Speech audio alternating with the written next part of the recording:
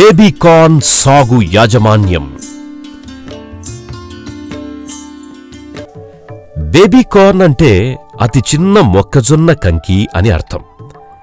పీచు వచ్చిన 1-2 రోజుల్లో గింజ కట్టకముందే మొక్కజొన్న కంకులను కోసిన ఎడల వాటిని బేబీ కార్న్గా వ్యవహరిస్తారు. తొక్కతీసిన లేత కంకుల్ని కూరగాయగా వండుకొని అధిక మాంసకృతులను పొందవచ్చును.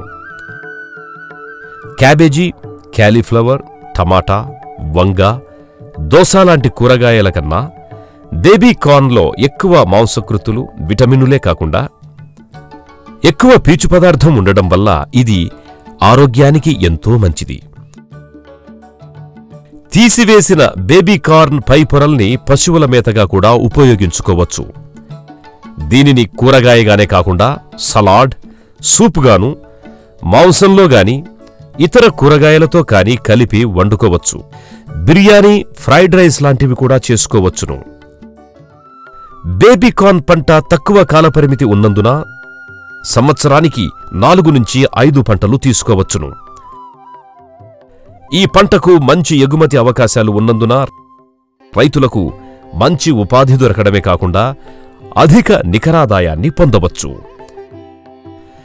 బేబీ కార్న్కి అమెరికా, యూరప్ మరియు దక్షిణాసియా దేశాల్లో మంచి గిరాకీ ఉంది. మన దేశంలోని పట్టణాల్లో కూడా దీనిని కూరగాయగా విరివిగా వాడుతున్నారు. మొక్కజొన్నగా పండించే అన్ని రకాలను కూడా బేబీ కార్న్గా చిన్న దశలో కోసి ఉపయోగించుకోవచ్చు. 2-3 కంకులు ఒకే మొక్కకు వచ్చే రకాల్ని వాడడం ద్వారా ఎక్కువ దిగుబడి తీసుకోవచ్చును. కంకులు చిన్న దశలోనే కోయడం వల్ల 50-55 రోజుల్లో పంటకాలం పూర్తవుతుంది. సంకరజాతి వంగడాలైతే మొక్కలన్నీ ఒకేసారి పూతకొస్తాయి. కాబట్టి బేబీ కార్న్ని 4-5 సార్లు తెంపితే సరిపోతుంది.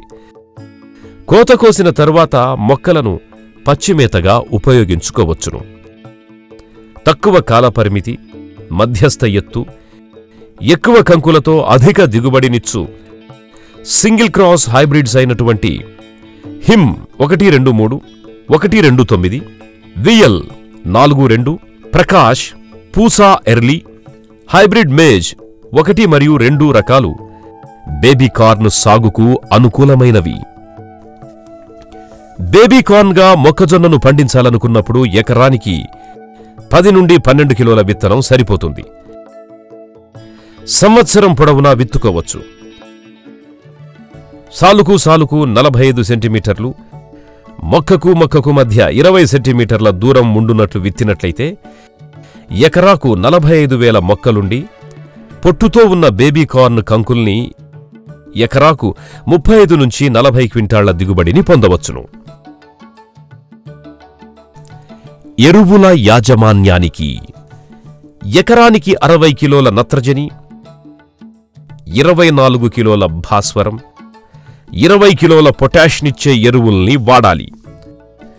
నత్రజనిని 2 సమభాగాలుగా చేసి విత్తే ముందు విత్తిన 25-30 రోజుల్లో వేయాలి. భాస్వరం, పొటాష్ ఎరువుల్ని విత్తేటప్పుడు ఆఖరి దుక్కిలో వేసుకోవాలి. అంతర పంటలు. బేబీ కార్న్ని ఏకపంటగా పండించి మంచి ఆదాయం పొందవచ్చు.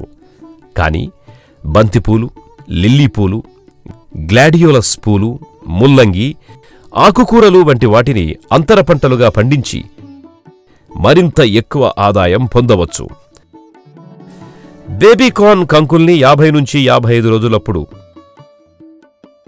సిల్క్ వచ్చిన 1-2 రోజులప్పుడు కోయాలి. కోత ఆలస్యం చేసినట్లయితే కంకులు 1 రోజులోనే గట్టిపడి నాణ్యత కోల్పోతాయి.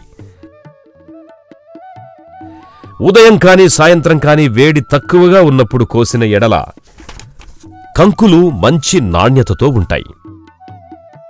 పూత వచ్చిన 10-15 రోజుల తరువాత కోస్తే కండెల్లో పలు రసాయనిక మార్పులు, విత్తనాల అంకురార్పణ, పెరుగుదల జరిగి బేబీ కార్న్గా ఉపయోగించేందుకు పనికిరాకుండా పోయే అవకాశముంది. అవసరాన్ని బట్టి రోజు విడిచి రోజుకు ఒకసారి కోత కోయాలి. మొత్తం 4-5 కోతలు అవసరమవుతాయి. పైపొరలు తీసి మార్కెటింగ్ చేసేవాళ్లు కంకులు విరగకుండా జాగ్రత్త పడాలి.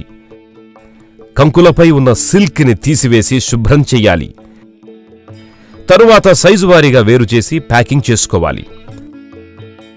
వలచిన కంకులు 4.5 నుంచి 10 సెంటీమీటర్ల పొడవుతో 1 నుండి 1.5 సెంటీమీటర్ల మందంతో ఉన్నప్పుడు మంచి గిట్టుబాటు ధర వస్తుంది. 10 డిగ్రీల సెంటీగ్రేడ్ వద్ద 3 నుంచి 4 రోజుల వరకు నిల్వ ఉంచుకోవచ్చు. వర్షాకాలంలో అయితే ప్రతిరోజు, రబీలో రోజు విడిచి రోజు కోత కోయాలి. మొక్కల్లో ముందుగా పైనున్న బేబీకార్న్ని కోసి తరువాత రోజు కిందవి కోసుకోవాలి. Baby corn grades. పొట్టి గ్రేడ్స్ పొడవు సెంటీమీటర్లలో 4 నుంచి 7, వ్యాసం సెంటీమీటర్లలో 1 నుంచి 1.2. మధ్యస్థం గ్రేడ్స్ పొడవు సెంటీమీటర్లలో 7 నుంచి 10 సెంటీమీటర్లు, వ్యాసం సెంటీమీటర్లలో 1.2 నుంచి 1.4. పొడవు గ్రేడ్స్ పొడవు సెంటీమీటర్లలో 11 నుంచి 13 సెంటీమీటర్లు, వ్యాసం సెంటీమీటర్లలో 1.4 నుంచి 1.5.